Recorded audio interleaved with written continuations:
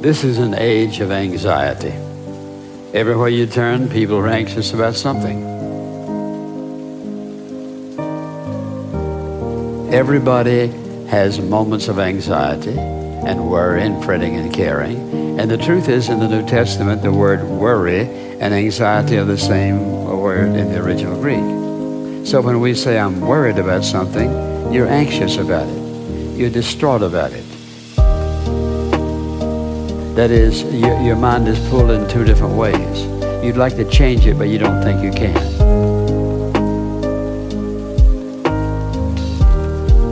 And so beginning in this 25th verse, listen to what he says. For this reason I say to you, do not be worried about your life. You say, well, that sounds pretty simple. Well, is it true or not? Do not be worried about your life as to what you will eat, what you will drink, or for your body as to what you will put on. Is not life more than food, and the body more than clothing? There are things more important than food, clothing, and so forth. He says, look at the birds of the air. They do not sow, nor reap, nor gather in the barns, and yet your heavenly Father feeds them.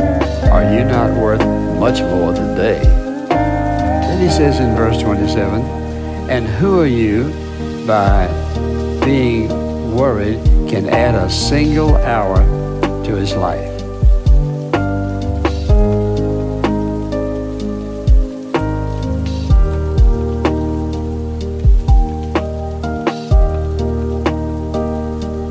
And why are you worried about clothing? Observe how the lilies of the field grow. They don't toil, nor do they spin.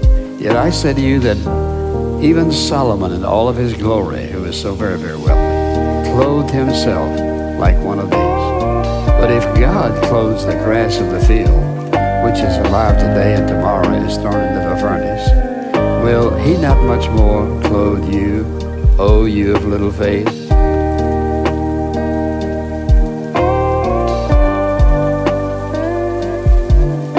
Do not worry then, saying, what will we eat?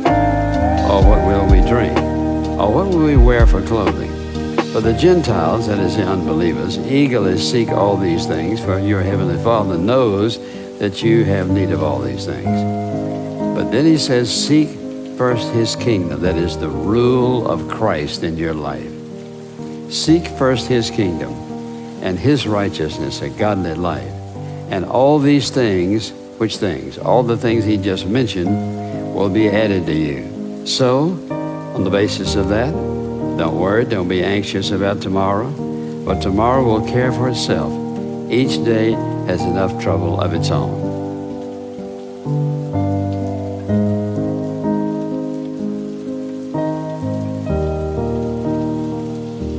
So, let's think about what we mean by anxiety, because anxiety really, same word, worry and anxiety, the same word in the original, as we said. And it simply means that my mind is distraught about something. I have a divided mind.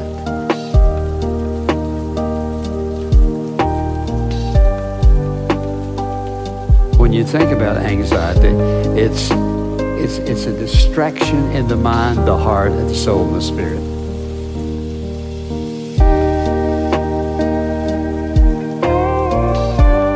You say, where does that come from?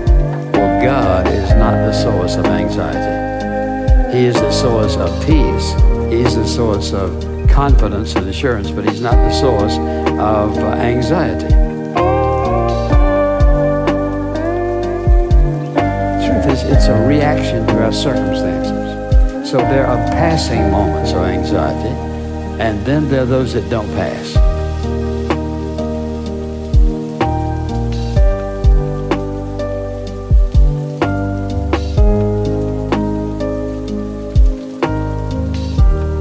Listen, I have a reason to be anxious and worried.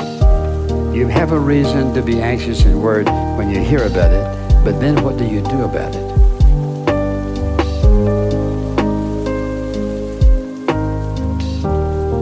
God does not intend for us to live with that, because one thing this passage promises us, that our Heavenly Father is able to take care of, deal with, supply every single thing we need.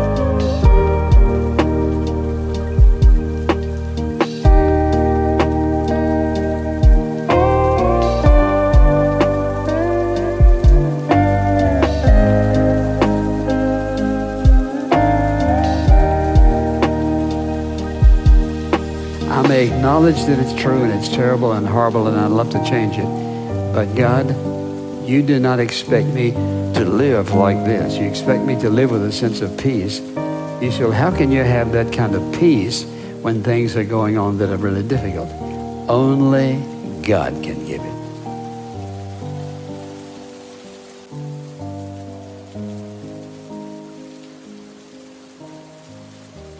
One of the causes of our anxiety is our feeling of inadequacy. That is, what do we feel about our own sense of self-worth?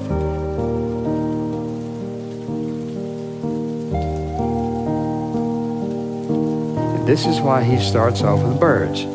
He says, for example, look at the birds of the air. They do not sow, they don't reap, they don't gather into barns, yet your heavenly, listen to this, your heavenly Father feeds them. Now here's the key. Are you not worth much more than a sparrow?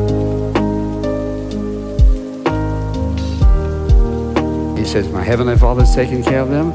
I don't have to worry about that. So if you'll notice what he says, if I'm willing to take care of birds, I can handle you and I'll meet your needs, whatever they are.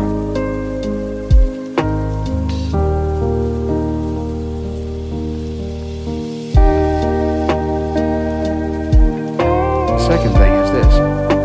He says one of the causes of anxiety is our attempt to change things which we have no control over.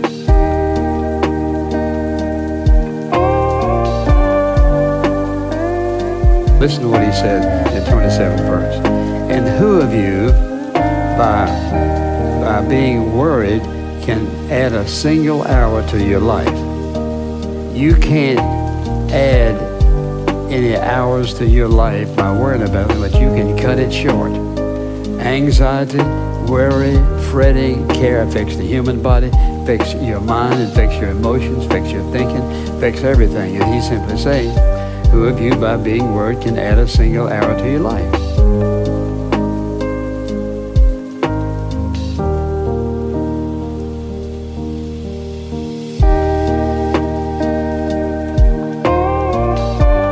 That's the third cause of our anxiety, and that is our failure to trust God to provide our needs. In other words, listen to what he says. Observe how the lilies of the field grow. They don't toil nor do they spin. And I say to you that not even Solomon, who was so rich and so powerful, in all of his glory and wealth, clothed himself. He says, he couldn't clothe himself like a beautiful flower. And so, what he's saying here, look, he says, but if God so clothed the grass of the field, which is alive today and thrown into the furnace because that's where they cooked and so forth, will he not much more clothe you, O you of little faith?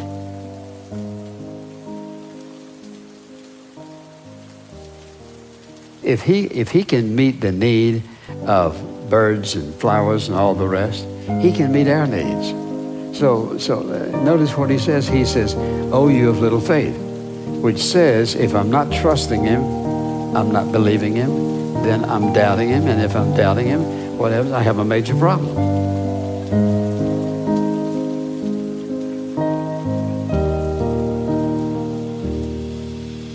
If I'm doubting God, here's what I'm saying. I know you're powerful, and I know all these other things about you, but I can't trust you for this particular situation. Let me ask you a question. What is it that exists that you cannot trust God for?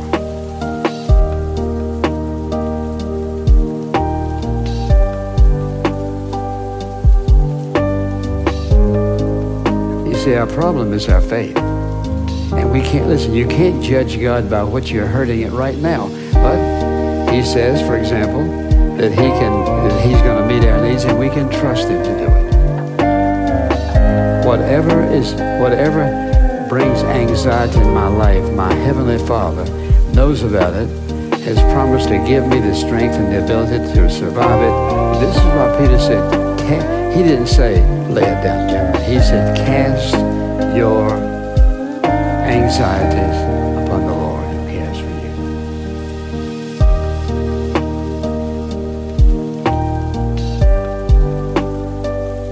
can't think of anything that he won't take care of.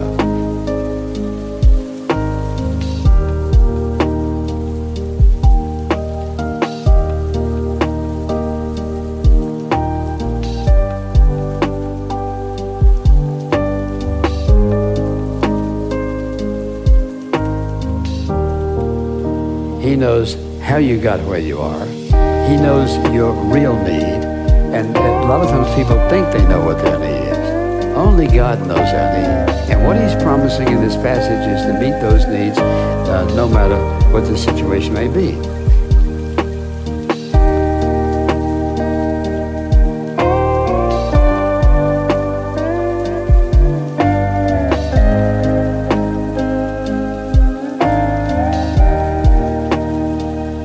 He assumes full responsibility for meeting our needs when our priority is to be obedient to him, follow him, walk in his ways, acknowledge his lordship in our life. So, does God meet our needs? Yes. If our needs are not being met, it's not God's fault. He says, seek ye first his kingdom, his righteousness, and all these things that we just talked about, all these things will be added to you.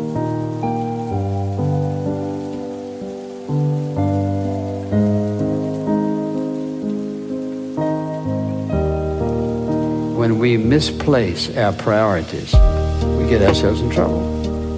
Put your priority on obeying God, following his will for your life, and you know what? Everything you need, God will provide.